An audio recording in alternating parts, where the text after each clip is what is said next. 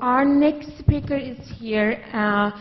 DA is a recording artist, songwriter, investor, and essayist who Kanye West and Pharrell Williams discovered while he was an undergraduate at Harvard College.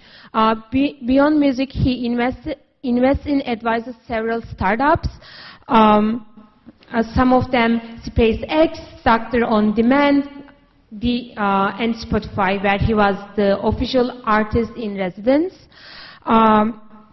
He was selected one of the 30 under 30, and Fast Company named him one of the 100 most creative people in business.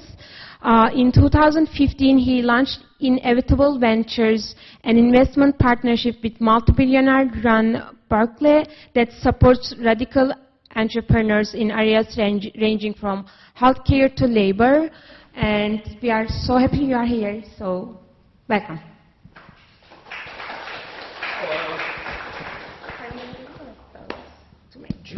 Do we need a mic?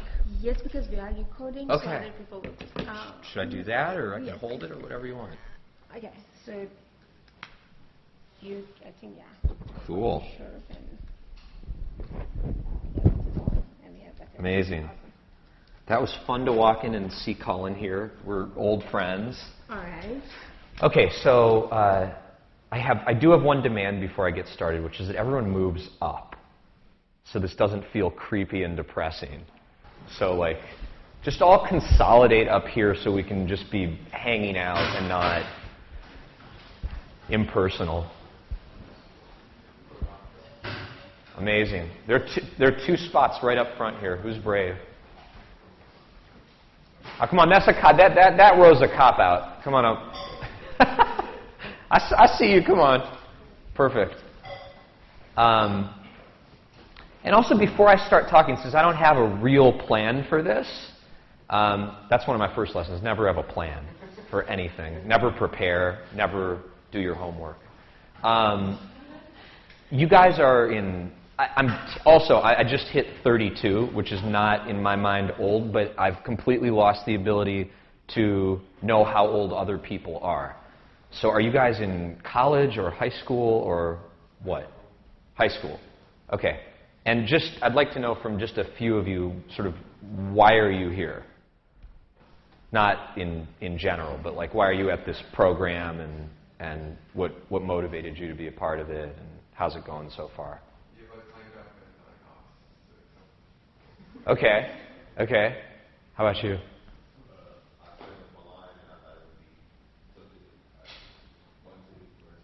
Okay. And how was it marketed to you?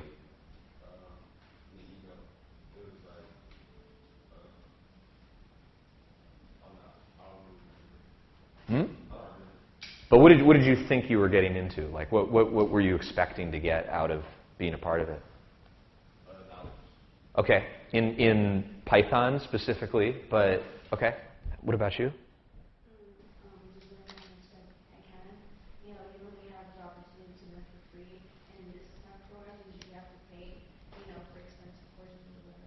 Okay. Are you learning yourself online? Yeah. Cool. And did you guys all have interest in space and programming? I have a bit of interest in space and also interest in programming myself. Okay. Everyone else? Space, programming, more programming? Who's primarily space interested? Okay, and who's primarily programming interested? All right, cool. Well, I will follow Cullen's model more or less and tell you guys a little bit about my life, and then we can just chat, and hopefully that will be useful. I'd prefer to answer questions that you guys have, but I'll try and stimulate some ideas by telling you about my life. So I'm from Wisconsin, like Cullen, Midwest, not a native Californian. And I, in high school, was a nerd, basically interested in computers and economics. I was really interested in economics because when I first discovered that there was this thing called the economy, and it was so complicated and people had theories about how it worked, it was like catnip for me. Yes, sir? I heard it about Microsoft, actually. Yeah? Yeah, so probably think about some Save up some gold. It can't hurt. It's been valuable for a long time. So anyways, I was very interested in computers and the economy and also music. And so in high school, I started playing the drums, and I loved jazz, and I was primarily a jazz drummer. So I played in a little group with some friends back in Milwaukee. And then I got very interested, as a result of the city that I lived in, Milwaukee, in race and race relations. And Milwaukee has a really interesting history. It is, depending on how you measure it, the most or second most racially segregated city in the United States. So in the late 1800s, there was a huge exodus of black folks from the American South up to northern cities in the Midwest, not only the Eastern Seaboard, but also Detroit, Milwaukee, Chicago, St. Louis, these other Midwestern industrial cities. And in Milwaukee, it had been a total failure. The city was essentially half black and half white, and black folks in Milwaukee were living in extreme poverty and suffering from lack of access to education and health care and other basic services, policing and so forth. And white Milwaukee was like beautiful paradise. And so as a 16-year-old, this fascinated me, and I was sort of preoccupied with, like, how the hell did this happen? Just historically, this is a crazy phenomena. Two, how could we possibly fix it? And what's the interplay between identity and social categories, like the way that we define ourselves by gender or race or interests or culture, and the structure of our society and the distribution of wealth and resources? So I went as an undergraduate and did my major in African American Studies and political philosophy. And the appeal to me of the African American Studies program at Harvard, where I was an undergraduate, was that it was one of the only programs that was truly interdisciplinary. And that'll be something we can talk about more, but it's been kind of a theme of my life, that the most interesting stuff pops up in life at the intersection of different types of thinking or different industries or different ways of knowing.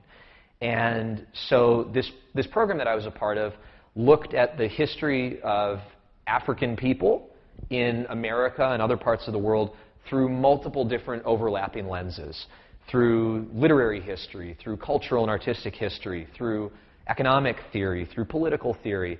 And the idea was that by trying to understand history through all of these different approaches, you'd get a more holistic picture of how this set of phenomena occurred. And the more fun part of college was that after freshman year, I basically became pretty tuned out of class and obsessed with the rock band that I started with some friends in the dining hall. So I met a few guys in the dining room freshman year, and we all kind of had been musicians in high school and decided we wanted to start a band. And so I tried out to be the drummer. And I went in, I was all super confident and juiced and thought, I'm the man and I'm going to get this. And I went in and got totally obliterated by another young dude named Damien Chazelle. So Damien, you guys, did anyone see the movie La La Land? How many people saw La La Land?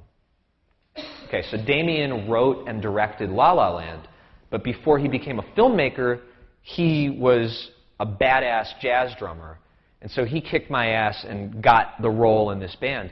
And the other guys, because we kind of got along well, said, well, if you can't be the drummer, do you want to try being the singer?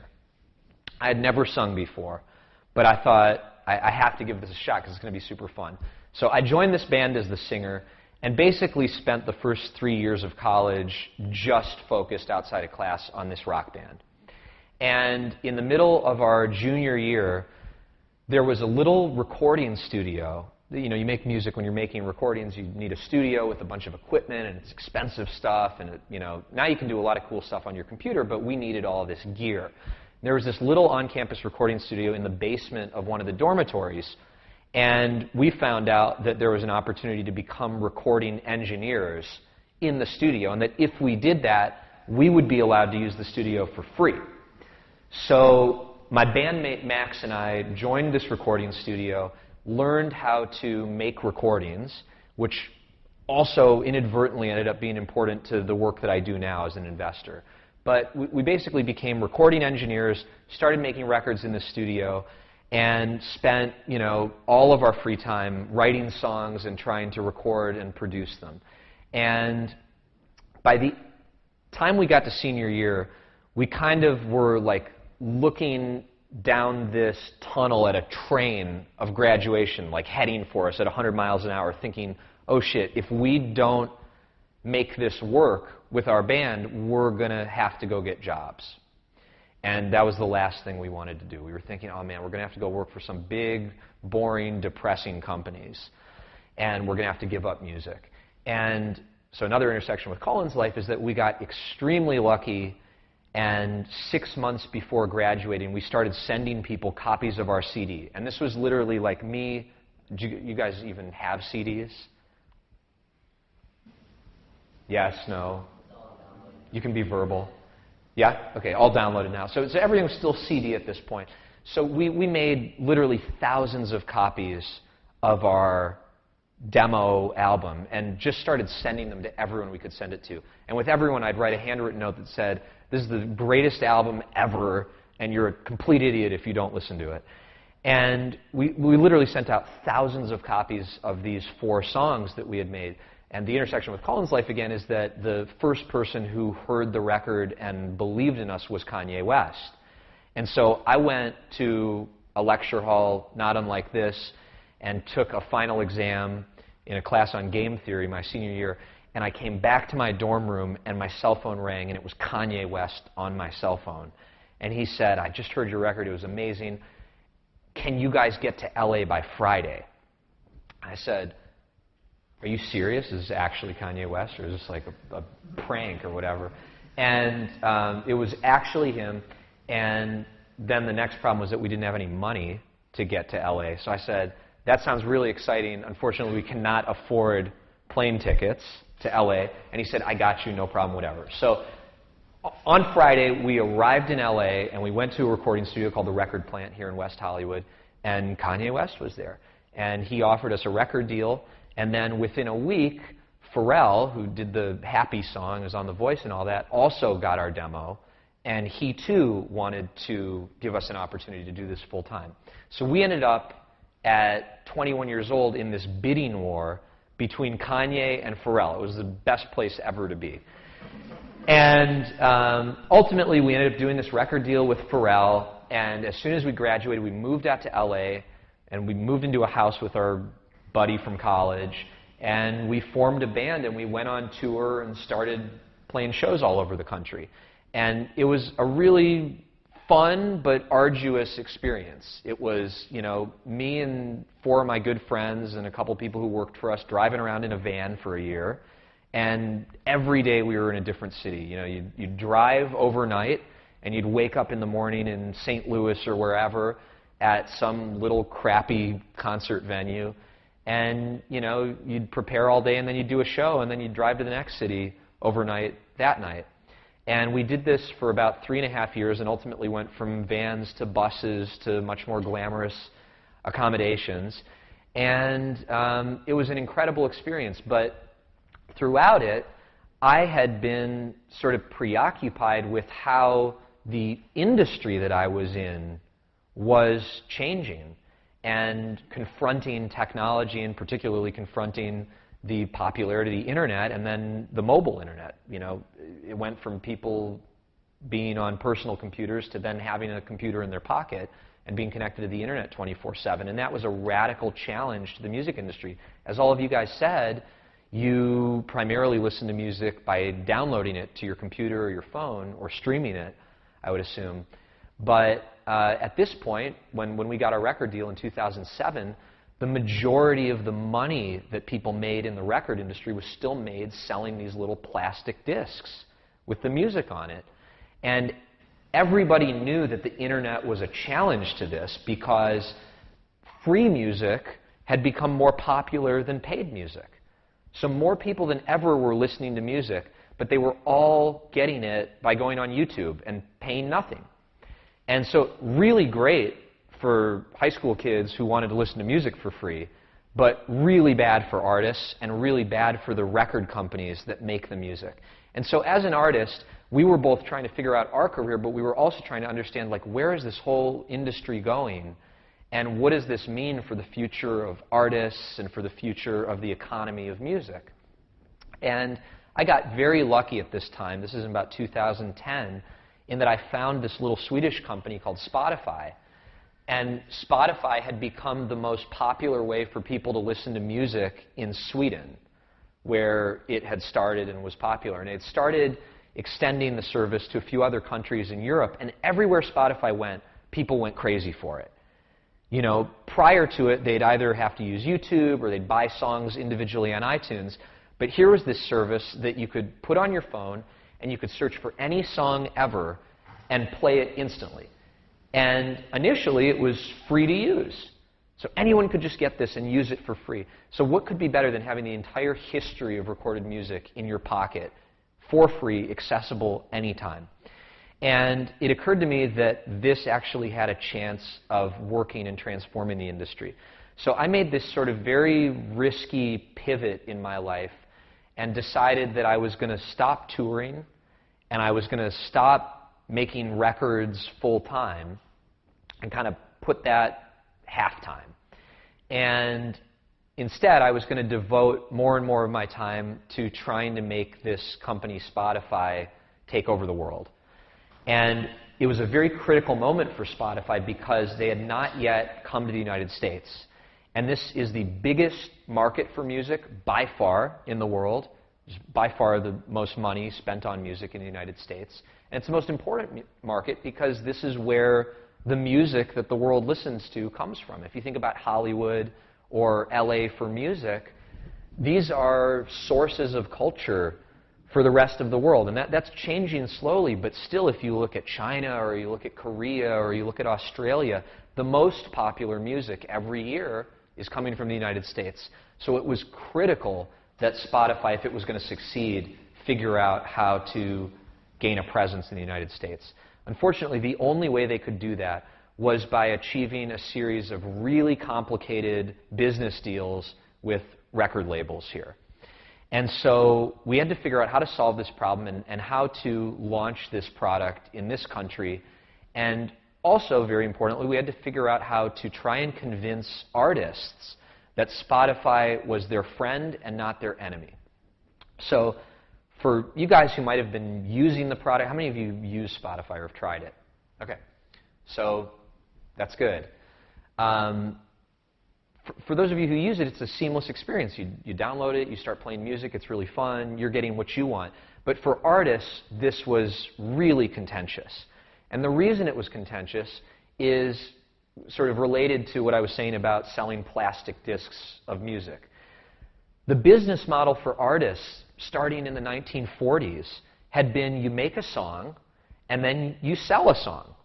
And every time you sell a song, you're basically selling a physical piece of something with that music trapped in it. You're either selling originally wax cylinders, and then you're selling vinyl records, like go on a record player, and then you were selling analog tapes, and then you were selling CDs. And then, with iTunes, you were selling digital downloads. So people, if they wanted your song, would pay you $1, and they'd get your song. And it was very straightforward. And what Spotify said was, we need to fundamentally change the way that people pay for music. We're, rather than going to charge people for each piece of music, each unit of music, we're going to sell people a subscription. They'll pay us $10 a month, and they'll get all the music they can eat. It's like an all-you-can-eat buffet. And artists were totally terrified of this because they thought, look, if someone's spending $10 a month for all of their music, and they're listening to 100 songs a month or 1,000 songs a month, and my song is just one of those, if I even just get my little share of it, that's so much less than I'd get paid for selling that one song for $1 on iTunes or selling it for $1 on a CD. Does that make sense? They were terrified that they were going to lose all their income.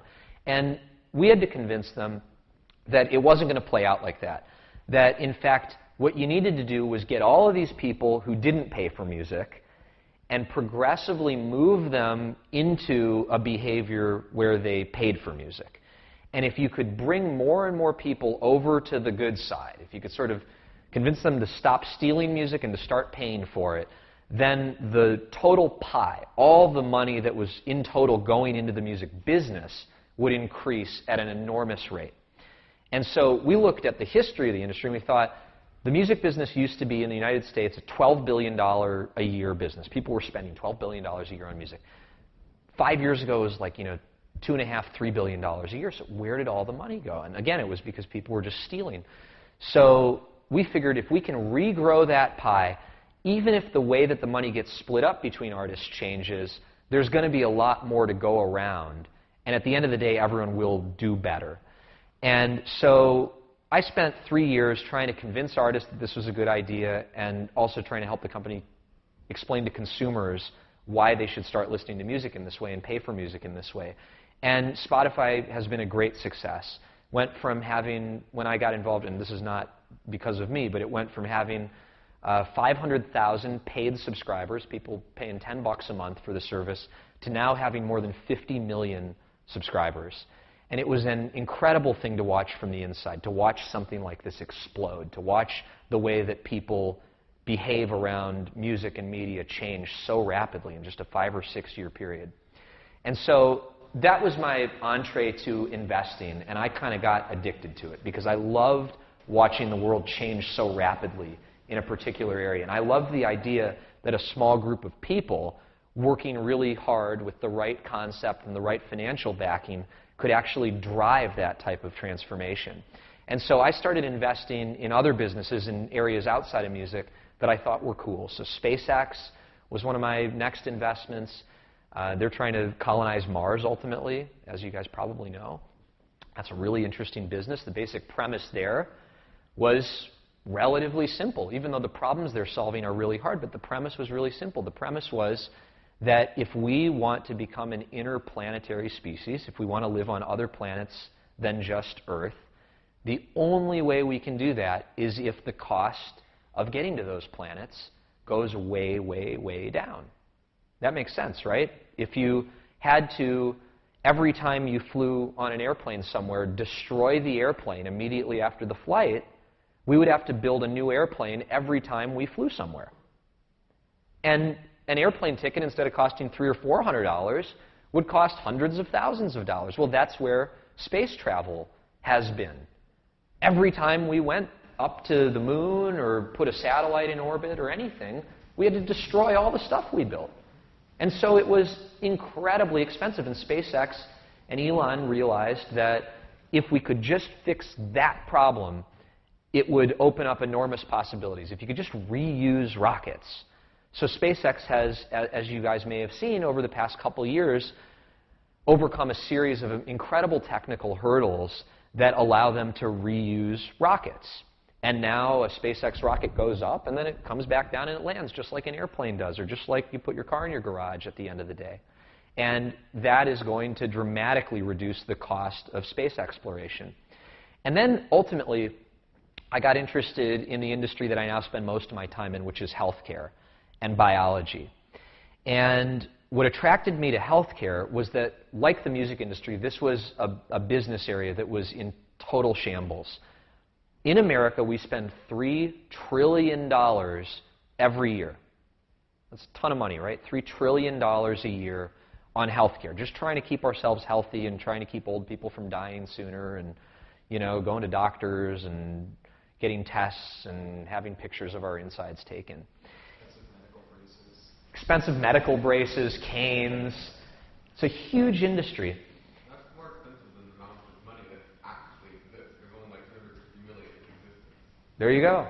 There's a lot of debt being spent on healthcare, and that's how you get to a number like that. And so I sort of set my sights on this, and I thought, wow, this system is so messed up. You guys have been to doctors, I assume, right? How long do you typically wait in the waiting room when you go to the doctor? An hour? Speak up. Half an hour, 45 minutes. This is like unlike any other business. You're not treated like the customer. This is one of the most expensive things that people spend money on, and yet they're treated like garbage.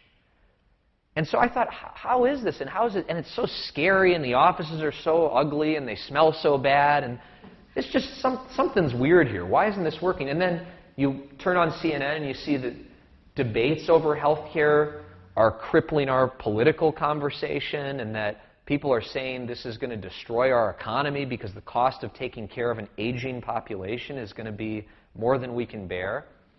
And so I started exploring around in the healthcare industry. And the way I approach things as an investor is I think of myself like an investigative reporter. You know, like you think of a journalist who wants to get the scoop on something. And so when I want to understand a new industry, I start talking to people and I try to piece together the story. And so in the case of healthcare, I started going around meeting mid-level people who work at hospitals, people who file the paperwork and the secretaries of the bosses, and everyone who really knows how the system works.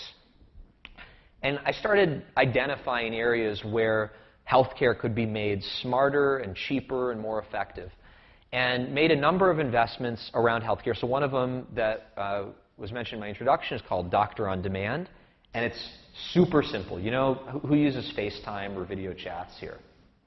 Yeah. So Doctor on Demand just lets you video chat with the doctor whenever you need to have them answer a question. And if the doctor can figure out what's wrong with you over video chat, they can prescribe medicine for you. It's such a simple idea. We already do this with chats or whatever. But Doctor on Demand has this potential to radically reduce the costs, the amount of money we spend on taking care of people. Because every time someone has to go into a doctor's office, it takes a half hour of the doctor's time. They have to fill out all this complicated paperwork. It's a big jumble. And you as the patient have to take a couple hours out of your day to go and do this. And so Doctor on Demand is attempting to push this idea of telemedicine. How much of medicine can we actually start to deliver to people through these little computers we have in our pockets? And that and some other investments in healthcare ultimately brought me to the place I am today, which is that I am obsessed with a transformation that we're in the middle of in the relationship that we as people have to living systems and to biology.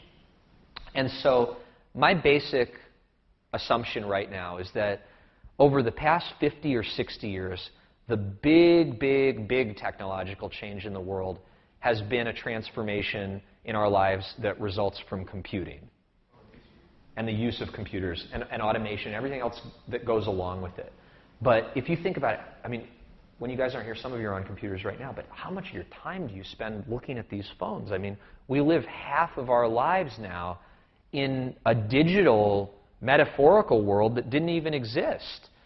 Colin's talking about operating systems and user interfaces. Those are our new environments. That's the new architecture of the world that we all live in so much of the time. And so I'm interested in thinking about during the rest of my life and your guys' lives, what technological transformation is going to be equally or more significant than that computing transformation.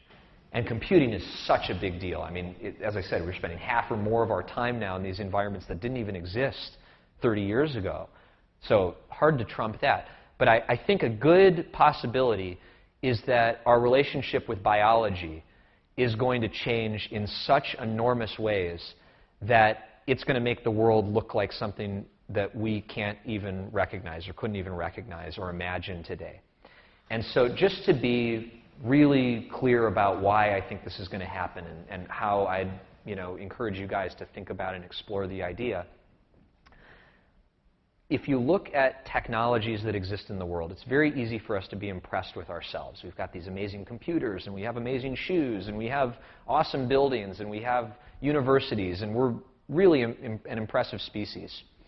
But when you zoom into any living thing, any one of the leaves on the plants out there, the engineering structures and systems that you can witness radically exceed the complexity and inventiveness of the technologies that we've developed. And what's even more remarkable about the complexity and sophistication of living systems is that no individual person, no genius designed them. Evolution designed all of it, and designed it not by having a really good plan, but by doing a trillion experiments every day over and over and over again and throwing out the things that don't work and keeping the things that do work. And I'm so amazed by this idea that completely dumb, mindless processes are capable of producing the most sophisticated and ingenious engineering structures in the known universe, that I believe what's going to happen over the next 10 or 20 years is that we're going to increasingly be able to harness those sort of design principles. So you guys are learning, as an example, how to code in Python, which is an incredibly useful skill set. And one of the reasons it's so useful is because all of this so-called data science and AI and machine learning, you guys are familiar with these concepts, I assume.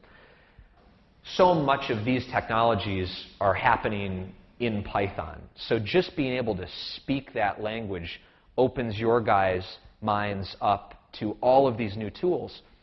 But these sort of tools give us the ability to find patterns in the world that our brains are not good at finding. And one point I want to make, and I'll wrap up soon because I could go on forever, but one point I want to make along these lines is that what I've learned is that intelligence is completely different than the way we think about what it is culturally. So as I just described, in my mind, the most intelligent inventions in the known universe were invented by evolution without any person involved and without any plan. And what you may think in school or in college or just by watching television is that intelligence is about geniuses, that you either are or you're not a genius, and that you either have brilliant epiphanies or you don't, and that your ability to do interesting stuff in the world is going to be a function of how smart you are. Cullen made the point that even if you're the smartest person, it's still about how hard you work. But I want to add something to that, which is that the smartest person in the world 200 years ago couldn't do long division. It didn't matter how amazing their brain was, how much money they had, how connected they were, or anything. And the reason they couldn't do long division was because we hadn't invented the simple method for doing it. Now, let's say 1,000 years ago. 200 years ago, I may be wrong about that. Shows how stupid I am. But the point is that all of us now can do this amazing thing, long division. And you don't even need to be that smart. You can learn how to do it in 6th grade. And the reason you can do it is because other people, collectively, as a group, invented a tool. And what that tool does for all of us is it makes something that would be really hard extremely easy. So in my mind, intelligence is all about how you make really hard things really simple. All of this AI and data science and machine learning and pattern recognition, the net result of all of it is that we can take our computers, have them look at really complicated data and really complicated problems, and spit out for us a picture that a 5-year-old could understand. And we make progress as a species when we are able to reduce these extremely complicated questions to really simple questions. When you're trying to figure out, as in the healthcare world, whether we can predict whether, I mean, how nice would it be if any of us who love our parents could predict when our parents would get a disease? And if you think about this, people's lives, I mean, it's a terrifying thing for me. I worry, as you know, am I going to get a call from my mom one day saying that she found out she has cancer or heart disease or something like this? What if we as a family just knew what was going to happen? What if we could predict that? Well, those sort of problems are within reach. But what we need to be able to do it is have a set of tools that reduce the incredible complexity of the data about my mom's behavior and health and systems functions and what's in her blood to a simple prediction of, is she going to get heart disease and when's that going to happen? And more importantly, is there anything we could do now that would stop it from happening? So I want to leave you guys with 2 final ideas. One is that, which I just tried to express, which is that think about your job as making complicated things simple. And think about that as the measure of how smart you are and how much value you can add to the world. If you can make complicated things simple, you'll have done something really, really smart. And if, by contrast, what you learn to do is write papers that nobody else can read and feel like you're a genius, you'll be doing something that's kind of stupid. And the second point I want to make is that I encourage all of you to keep your eyes on biology and to pair your incipient understanding of Python and programming and space with a curiosity about how living things work. Because over the past 30 or 40 or 50 years, folks like Cullen and I, even though we're pretty young, are doing okay so far in life because, you know, when we were teenagers, we started playing around with computers. And that tool for you guys is going to be understanding how life works. Understanding what the code of biology is. Understand how the genetics of plants and people and animals basically work. You don't need to be an expert. You don't need to become a professional biologist. But understand the language. Be able to talk about it with people. Be able to read magazine articles about discoveries in biology, because they are happening at such an incredibly fast pace. Here at Caltech, traditionally the epicenter of aerospace, engineering, and other disciplines, the overwhelming majority of new patents every year right now are in the life sciences, in the intersection of biology and engineering. And I'll make one last point on that topic, which is that in my life so far, and in the industries I look at and the entrepreneurs I work with, again, the most interesting and important ideas and inventions and businesses consistently, from my point of view, seem to develop at the intersection of different disciplines. And you don't need to be that smart in any particular thing if you understand multiple things and you can see the patterns in the way that they overlap with each other.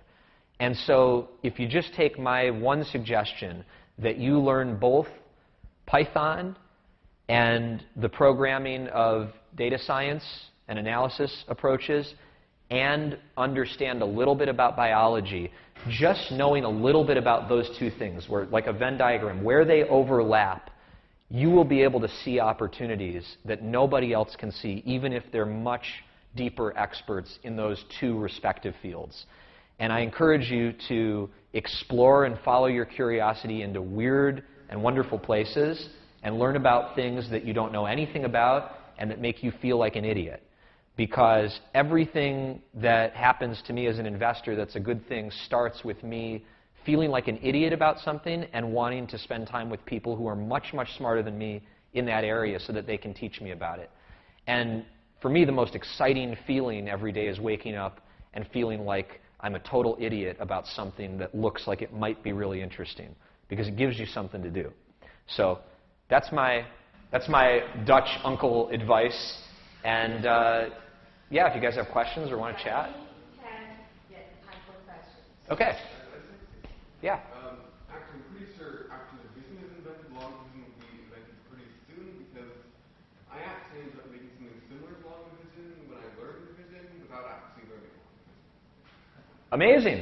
So it probably would be invented first. That sounds like it makes sense. So you start your narrative. And what's your name? My name is Alex. Okay. So you start your narrative about your interest in understanding social inequalities. I'd like to know now either in your investment decisions or in the technology you invest in, or even how you think we can address these social inequality problems that are still persistent in the United States, and how technology can help us addressing these challenges. Yeah. Well, one of the great things about technology that people say all the time is that it sort of, in some way, equals the playing field. You know, if we're all living in this world of bits, right, where we're in digital environments, we're not in the real world, it's you sort of can't have a bigger house than someone else in cyberspace. And that's a cool idea that, if you give everyone access to information technologies, they'll be on a sort of equal footing. They'll be able to access all information. I mean, if you think even about books, a couple thousand years ago, books were extremely expensive. I mean, you literally had to be rich to get a book. And compare that now with the open accessibility of something like Wikipedia to anybody with an internet connection. So I think it is true in some way that technology opens up access for people. On the other hand, there is, I think, a misconception in Silicon Valley and in the technology community that technology solves all of our problems. And you got to remember, technology is not a new thing. Computers are, the internet's a new thing, but the wheel was technology and fire was technology. And we always have more technology, aside from in really bad periods, we always have more technology than we did 10 years prior. And yet, you have to look at the world today and ask, why are so many kids still dying of diarrhea and easily preventable illnesses? And why are there such enormous disparities in income and wealth and the distribution of social goods? And so a lot of our problems are just human problems. And they're just problems of how we share with each other and how we organize as a political society. And I don't think technology on its own solves those problems. And so I think it's important for people who are focused on technology to not lose sight of the fact that some of the most difficult problems we have are actually problems related to dealing with each other and cooperating and figuring out how to share. And maybe there's a place for technologies to facilitate those activities, but it's an area that I think is underdeveloped. I haven't seen a lot of tools. I'm very interested in new ideas for how technology can be the sort of infrastructure for government or for voting or for distributing welfare or other social benefits, but I haven't seen anything lately that's super cool on that front. Yes, sir? In short, problem is happiness. Yes. There you go. Yes. So someone else before I thought earlier. Yeah? I wanted to build on this idea of political change. A lot of what you've been talking about is technological change. So let's take healthcare, for example. What kind of political change do you think is necessary or needed before we can have the transformation in healthcare that you want? Or are all of these changes going to be driven by tech?